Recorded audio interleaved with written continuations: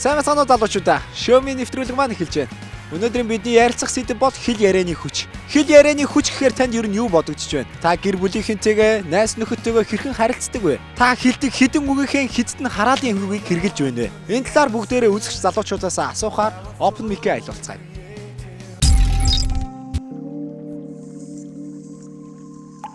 Тэгэхээр ер нь өөрөө хараал хэлдэг үү? Хараал баас хэлж байгааг ер нь хэлдэг үү? Хаа ганц. Ер нь уур уцаар хэлсэн. Хаяал. Үгүй. Стэлдэггүй штэ. Яг ингээд тулсан бас уур ус үйдээ болно штэ. Үгүй. Ерөөсөө хэлдэг. Найзуудтайгаа л явахдаа гэтээ юуныг хэрэглэхгүй хэлдэг. Энэ яагаад хараал хэлдэг юм бол? Бүр баасаа хамт найзалж байгаа найзуудынхаа хүмүүжил энэс хамаардаг.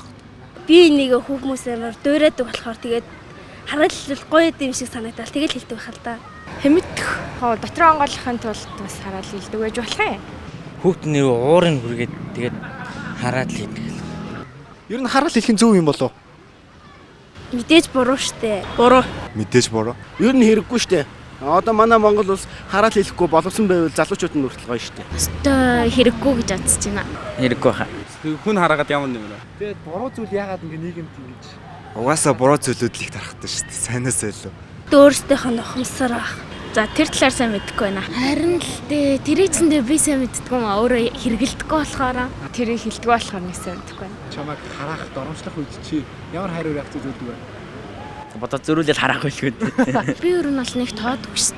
Тэгэл ийм үг хэрэгэлдэг юм байна гэж ер нь бол зөнд нь орхичдаг байхгүй. Муухайс. Үгүй тэгэл яг уу айлуулах тайм байх хичээдэг л дээ. Эндээ таагүй л явах. Тэг хүн намайг доромжлаад баг. Хараал хэлэх нь буруу зүйл гэдэг байна ш. Бид нар яаж энэ буруу зүйлээс салах хэрэгтэй юм бэ? Өөртөөсөө шалтгаалах бах та. Аль болох хүн амьтантай нэг хэрэглэхгүй байхыг боддөө штэ. Сайн мэдгүй. Хараалын үг хичээл хэлээрэй л гэж.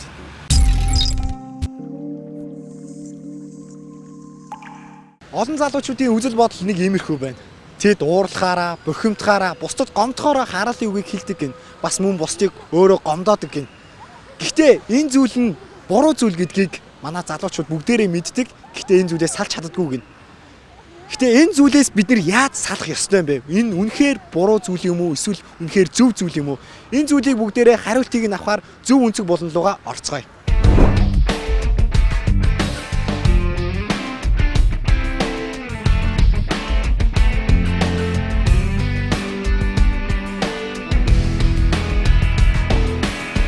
Сайн байцгаана уу хүмүүдээ.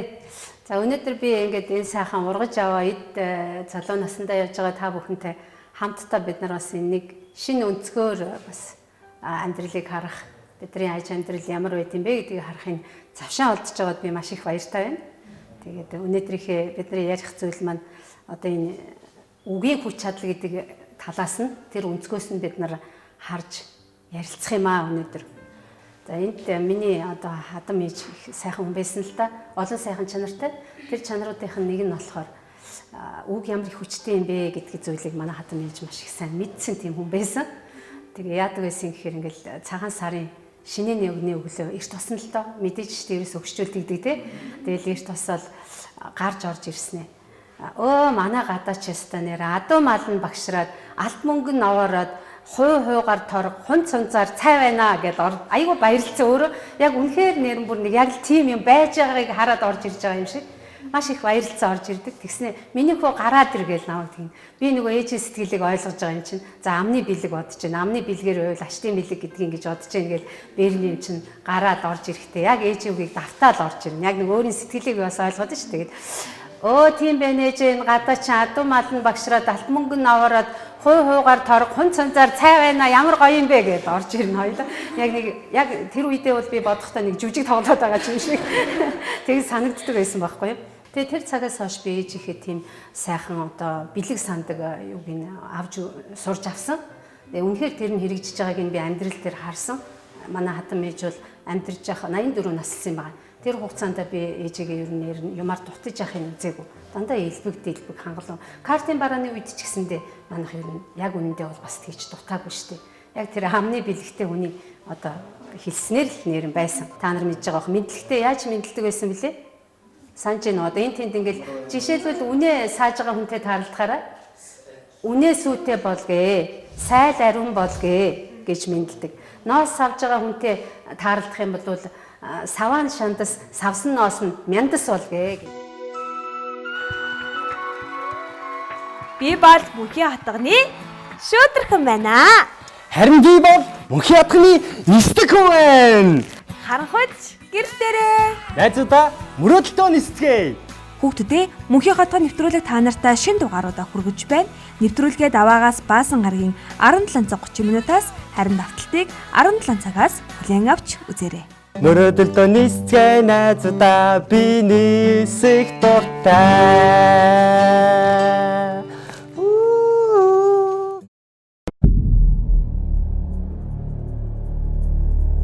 Хөрс далтан дэлхийн хөвөө хязгаар нутаг. Миний нүдийг нээж өгсөн зүйл гэвэл магадгүй миний Христ итгэл. Яг муу ажилласан байлаа ч гэсэн тэр өгөхстэй амлалтаа өгөө. Тэглээгээд хоосрохгүй. Нөгөө ээж нь хөхөө олцдог үлэрийг яриулаад уйлаад. Уйлаад. Би тийм заахгүй за. Би хэрэг гайхстай. эцэг эхчүүд ингэдэг штэ нөгөө уураар нэг шийдэх гэдэг штэ тий.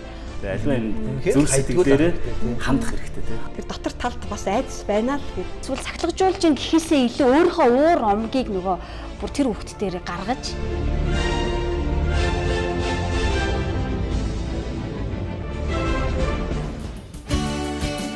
гэрэлт амьд яриа.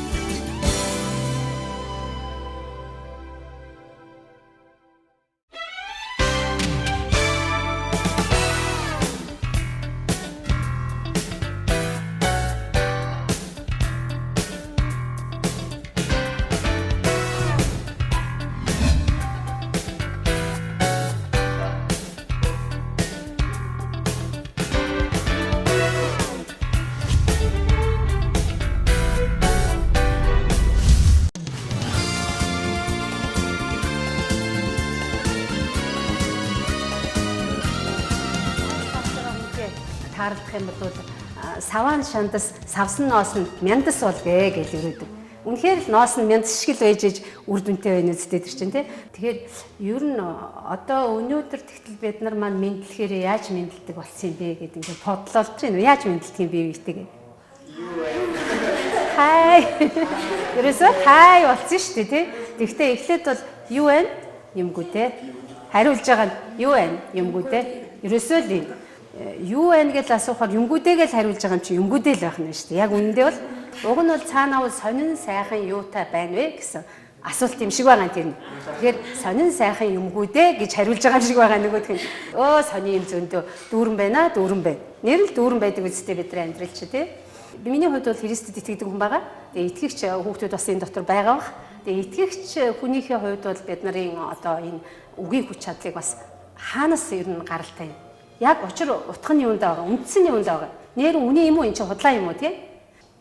Тэгэд нэг юу үгийн хүч чадлыг одоо амьдрал дээр нь үзүүлэхээр юм практик даалгавар өгч л дээ. Тэгээ багш нь ингээд 200 та нар гэртээ ингээд тариараа гэсэн байна. 200-га тарихтаа ингээд шилэн дотор хийгээд тэрийг ёроолд нь нойлын цаас норгож дэвсээд 200-га тарь. Тэгээд нэг луунгаа болохоор чи сайхан луун, сайн луун, сайхан урган, гой урган гэж өрөөгд байгаараа. Услах болгондоо ингээд чиглэх болгондоо өрөөгд байгаараа. А нөгөө луунгаа болохоор чи муухай луун, чи ургахгүй, чи муу гэж хэлээд яг адилхан нөхцөлд ингээд туслаад байгаараа гэд зааж өгсөн юм. Тэгсэн чинь хэд хоногийн дараа яасан гэхээр нөгөө хараалгаж исэн луун нь ялцраад, муудаад яг адилхан нөхцөлд штэ. Өгч яхад нөгөө өрөөл аваад исэн луун нь болохоор бүр сайхан шин гой ургаж байгаа. Ургаад ихсэн байна. Библиэлд болохоор эзэн бурхны үг бол юунаас ч хүчтэй. Хоосон буцаж ирдгүү гэж байдаг. Исаи номын 55 дугаар бүлгийн 11-р зүйл дээр юу гэж хэлж байгаа гэхээр миний амнаас гарсан миний үг хүслийг минь гүйцэлдүүлэхгүйгээр зорилгыг минь хэрэгжүүлэхгүйгээр над руу хоосон буцаж ирдгүү маа гэж хэлсэн байдаг. За бурхны үг тэгвэл тийм хүчтэй байд юм байна. Хоосон буцдаггүй юм байна. Заавал хэрэгжиж идэм байна. Тэгвэл хүний үг яриа яхаараа бас хүчтэй байд юм бэ гэсэн асуулт гарч ирнэ тий. Тэг үг яриан ч гэсэндээ тэгвэл бие биенийгаа өрөөж, бие биенийгаа босгодог, байгуулдаг, урамшуулдаг тийм үг яриагаар яриасаа гэж эзэн маань хүсэж байгаа шүү дээ өнөөдөр. Бидний үг бас хүчтэй байх юм байна. Эхэнд үг байсан, үг бурхантай байсан, үг нь бурхан байсан юм а гэж. Нэгэнт ийм их хүчтэй үгийн одоо эзэн болсон тэр үг болсон эзний ариун сүнсийг бид нар авцсан. Итгэгч хүний хувьд бол бүр давхар хүчтэй бидний дотор ариун сүнс байж байгаа.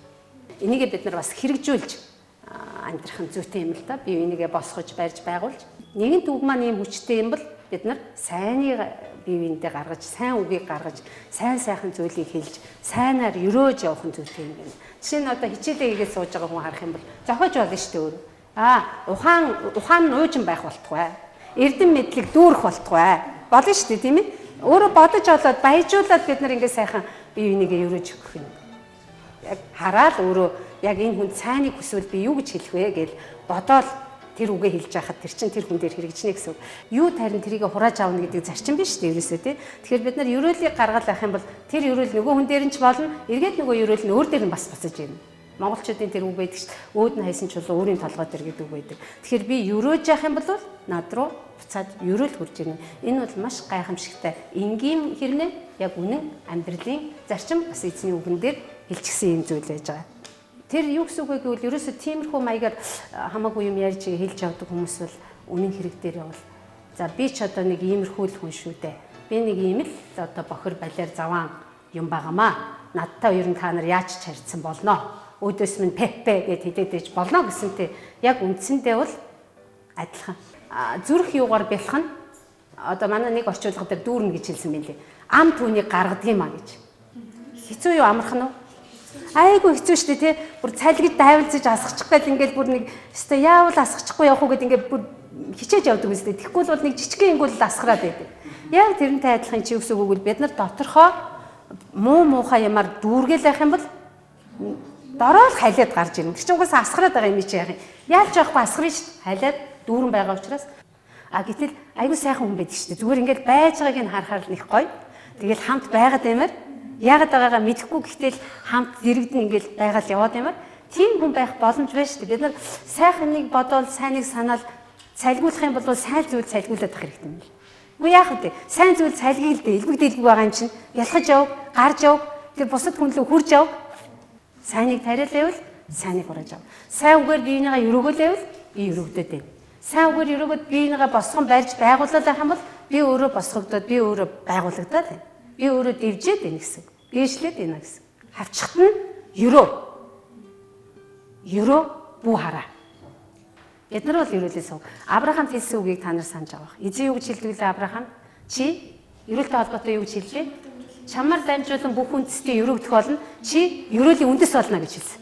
Чи бол өрөөлийн үндэс болно гэж хэлсэн. Хүүд итгэгч хинч мөхөхгүй харин муу хамтаа болох юм а гэж хэлсэн.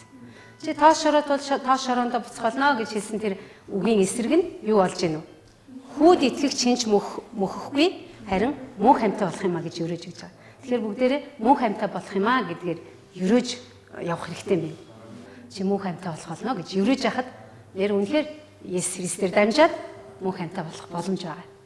Түүний дүр төрхөөр бүтээгдсэн бид нар бас өөрөө хүчтэй, үг хүчтэй. Бидний үг хүчтэй. Энийг бүр маш сайн санаж муу зуршлуудаа хэрвээ муу хэлцдэг бол ялахын тулд сайн юмар өөрийгөө дүүргэж явах нь их чухал юм байна л да. Тэгээ төгсгөлд нь нэр нь хэдүүлээ яг эзний үгэн дээр хэлэгдсэн ам үхэл хоёр нь хэл ярианы хүчинд байд юм а гэж сургаалт төгс номын 18-21 дугаар ишлэлээр хэлсэнчлэнгээр үнэндээ бид нар хүнийг амьлуулж чадах нь байна үгээрээ босгож амьлуулж чадах нь байна үгээрээ унгааж өхүүлж бас чадах нь байна. Тийм болохоор эцсийн бидний энэ өдрийн ярианаас гарах гол зорилго нь юу гэвэл бид нар ам өгдөг тэр хүчийг хүндөгж явъя. Бид нар бие бинийгээ сайн сайхан явуулах тэр ерөөлийн үгийг бие биендээ хэлж явъя. Яг хуучин уламжлалаа бид нар сэргээе. Христ итгэгч хүмүүсийн хувьд хуучин уламжлалаа мартцсан юм шиг зарим хүмүүс боддог. Тийм биш, харин ч хуучин уламжлал дотор маань бидний энэ эзний үгээс авж байгаа энэ зарчим чинь явж байгаа. Тийм болохоор мэдлэгтэй өрөөж мэдлжээе бие бинийгаа. Уулзаа салахтаа өрөөжээе. Өрөөлөөр дүүрэн хорвоод өрөөлөөр дүүрэн орчныг бүрэлдүүлээд бүгдээрээ сайн сайхан амьдарцгаая. За баярлалаа.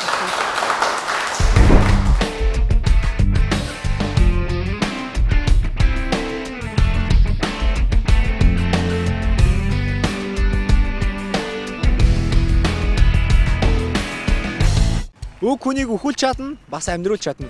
Ийм байхад яагаад заавал бид бусдыгаа харааж, зүхэж, доромжлон доош нь хийж явах ёстой гэж. Харин бүгдээрээ эсэргээрээ нэг урамшуулан барьж босгож, хэлэх үгээрээ болон хийх үйлдэлээрээ бусдыгаа өргөж дэмжиж бай хэмээн манай Showme нэвтрүүлгийн зүгээс уриалж байна. Ингээд үзэгч залуучууд та бүхэн манай Зөв Өнцөг буланг бүрэн ихээр нь харуулan cig.com-оос хүлээн авч үзэх боломжтой шүү. Showme нэвтрүүлэг маань үргэлжилж байна.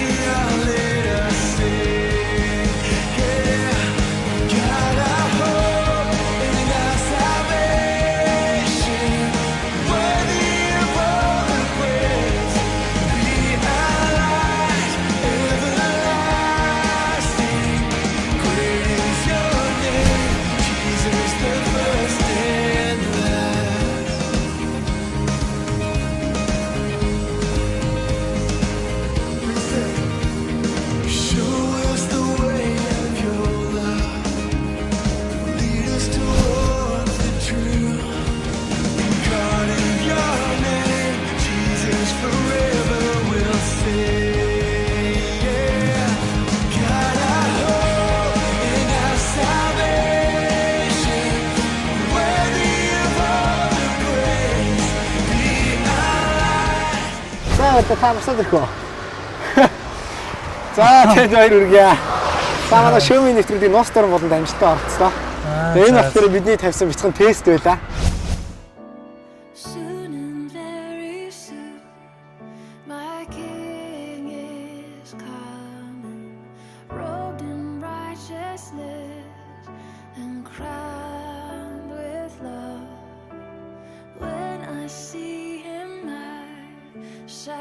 Showme нэвтрүүлгийн нууц дуран байлаа. За зүгээр та босоод ир. Зүгээр.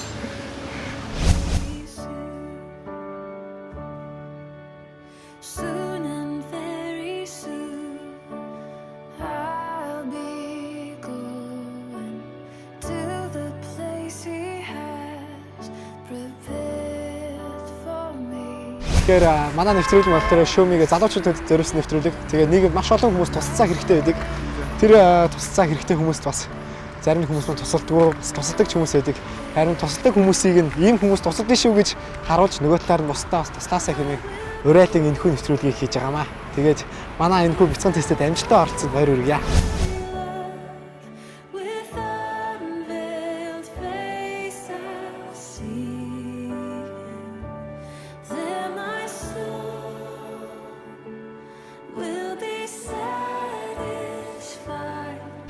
За энэ маань болохоор манай Showme нэвтрүүлгийн логотой бэлэн байгаа.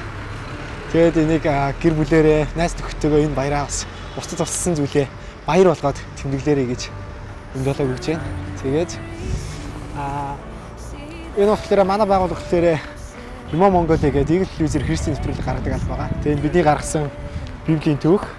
Тэгээд энэ манай нэвтрүүлгийн логотой хаяг байгаа. Тэгээд үнэхээр баярлалаа. За тэгээд сэтгэл хэрвээ. Үгүй зүгээр л нэг дугуй муутай хүндэл туслая гэж бодсон. Тэрнээс би ямар ингэж юм аав гэж бодсон биш. Бусдад ер нь туслах хэр гоё байдаг вэ? Бусдад туслах чинь тэгээд өөрөө эргүүлээд аягүй гоё энерги авдаг шүү дээ. Тэ.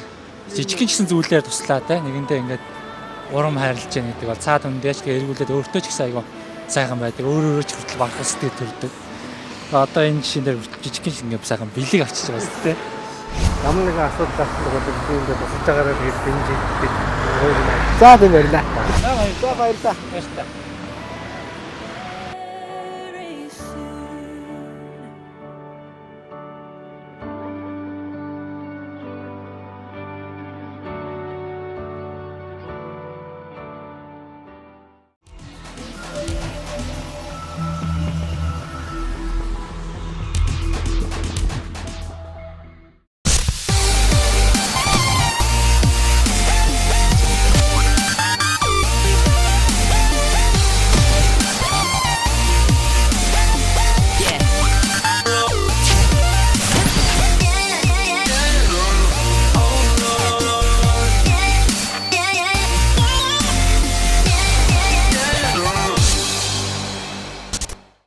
everybody. Өнөөдөр та бүхэнтэй хамт Melanie's Corner дамжиж цаг өнгөрөөж байгаадаа их баяртай байна. Намайг Melanie гэдэг. Би Америкаас ирсэн. Монголоор ярихдаа би жоох алдаад ярьж магадгүй. Хэрвээ тэгвэл та нар намайг ойлгоод уучлаарай. Тэгээд энэ болгон дамжуулан та бүхэнтэй олон жилийн турш сурсан янз бүрийн зөвлөгөө хуваалцахаар ер нь хийж байгаа. Тэгээ та бүхэнд их тус болох байх гэж найдаж байна. Тэгээ өнөөдөр бидний ярих сэдэв бол нүдний тухай, нүдэ хамгаалах тухай. Нүдэ хамгаалахдаа бид нэр олон зүйлээс хамгаалах хэрэгтэй. Мэдээж бактериас хамгаалах хэрэгтэй, бас янз бүрийн харшлаас хамгаалах хэрэгтэй учраас сүүлийн үед энэ охтуудын хэрэгжилж байгаа хиймэл сормосын тухай голтуу би ярмаар байна. Тэгээд хиймэл сормос бол ерөөсөө шин зүйл биш. Олон эмэгтэйчүүд олон жилийн турш ер нь хэрэгжилж байгаа. Тэгээд ялангуяа алдартай дуучид, жүжигчид ер нь хэрэгэлдэг. Гэхдээ хэрвээ сайн харах юм бол эргэн тойрон ер нь охтуудын өдөр тутмын хэрэглээ болсон байдаг. Тэгээд хиймэл сормос хэрэглэхдээ нэг зүйл ер нь хэдэн зүйлийг бид нар мартаж болохгүй. Тэгээд тэр зүйлүүд юу вэ гэвэл юунаас ч илүү бид нар нүднийхээ эрүүл мэндийг хамгаалж авах хэрэгтэй юм байна. Тэгээд хиймэл сормос хэрэглэхээр заримдаа тоос шороо эсвэл бактерийг өөрсдөө шингээдэг. Хэрвээ нүд рүү ч орох юм бол өрөвсөх бас өвдөх аяга боломжтой мөн цаавны харшил өгөх боломжтой. Харшлаас гадна хиймэл сормос авах болохоор заримдаа жинхэнэ сормос нь наалдаад хамт авагддаг. Тэгээд хэрвээ сорив тогтох юм бол дахиж ургах боломжгүй болдог. Тэгээд сормосгүй болох бүр аюултай. Тийм учраас заавраа бүрэн уншиж маш зөв дагах чухал. Эсвэл мэрэгжлийн хүнээр хийлгэх бас чухал. Тэгээд хэрвээ хин нэгэн залууд таалагдах гэж юм уу эсвэл хин нэг нь гоё хүн шиг тий өөр нэг эмэгтэй хүн шиг харагдахын тулд ингээ хэрэгжилж байгаа бол магадгүй энэ хангалттай шалтгаан биш байх. Олон залуучдаас асуухад хиймэл сормосонд огт дургүй байдаг хөвчлэн. Тийм учраас хин нэгэнд таалагдах гэж хэрэглэхгүй байвал айгүй зүгээр. Нүдэ бас өөрөөр яаж хамгаалах вэ? Бид унтахаас өмнө нүднийхээ будгыг бүрэн арилжээж унтах хэрэгтэй. Тэгээд олон химийн бодистой агуулсан будагны арилгач хэрэглэхгүйгээр оливны тос юм уу, кокосны тос хэрэглэж болно. Энэ ямар ч химийн бодисгүй. Тэгээд бас нэг зүйл хэрвээ тос хэрэглэж нүднийхээ будгийг арилгах юм бол сормос нь гоё ангичруулагч мэд үйлчилдэг. Тэгээд дээрээс нь хэрвээ нүд чинь хорсож эсвэл өвдөж байвал нүдэ нухахгүй байх айгүй чухал. Хэрвээ нүд чинь хорсож байгаа бол маш зөөлөн нүдэ аниад тэгээд нүдэ амраах хэрэгтэй. Хэрвээ нүд чинь цахин жайвал гараараа нухахгүйгээр хуруугаараа маш зөөлөн зүгээр ингэж хурж болно. Нүдэ нухах тусмаа сормос бас унах аюултай. Нүдэ хамгаалах тухай гэснээс бид нэг зүйлийг ярихгүй байж болохгүй. Нүдэ олон зүйлээс хамгаалж байгаа тийм үү? Тоос, шороо, нарнаас олон зүйлээс хамгаалдаг. Гэхдээ нэг чухал зүйлээс хамгаалах хэрэгтэй бас. Энэ бол ялва бохир кино юм уу, бохир ном. Давид хааны хэлсэн үг байдаг. Би өөрийнхөө нүдний өмнө альва бохир зүйлийг байхыг зөвшөөрөхгүй. Тэгээд би та бүхнийг бас уриалж байна. Нүдэ бүх талаас нь хамгаалаарай. Тэгээд дараагийн дугаар хүртэл баярлалаа.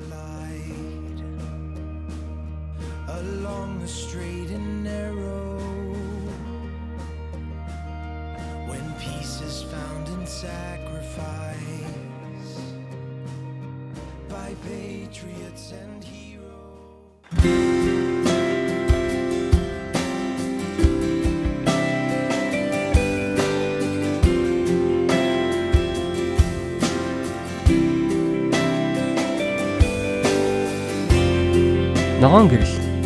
Энэ бол таныг урагшаа явж болохыг харуулдаг. Харин улаан бол зогсохыг. Шар гэрэл бол анхааралтай байхыг сануулж байдаг. Хэрвээ хүмүүс гэрлэн тохионы дүрмийг зөрчиж эхэлвэл юу болох вэ? За ер нь бол хүмүүс өдөр болгон шийдвэр гаргаж амьдардаг. Урагшаа явах уу, үгүй юу, эсвэл хийх үү болох уу гэж хөвөрч байна. Харин ертөнцөөс нь танд үргэлж ямар нэгэн тохиогж байдгийг та мэдэх үү?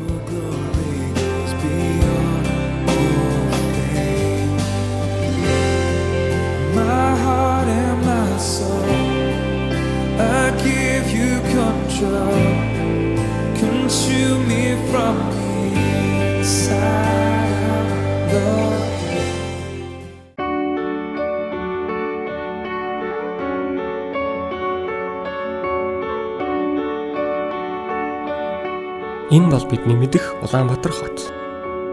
Энэ хотод маань янз бүрийн хэмжээтэй олон төрлийн барилга байдаг. Lord, we pray. Our faces down, our hands are raised. You called us out. Зарим нь үнэхээр сайхан. Харин зарим баригдсаар л байгаа. Хүмүүс өөрсдийнхөө орон гэрийг эргэж тэрийхээр барьж байгуулж бий болгодог.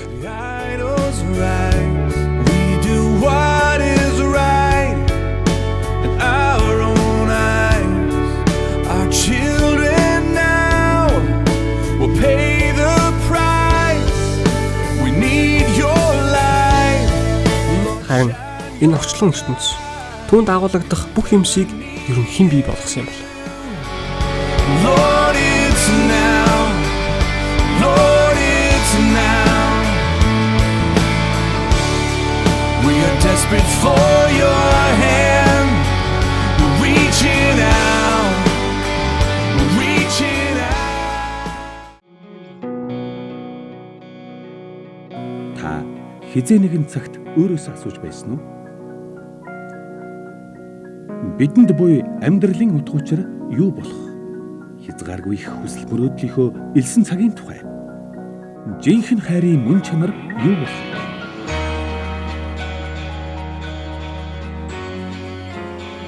Энэ төрлөختний төсөөлөл оюун санаа үл гүйцэх эдгээр асуултуудын үнэн хариулт зөвхөн Есүс Христэд бий.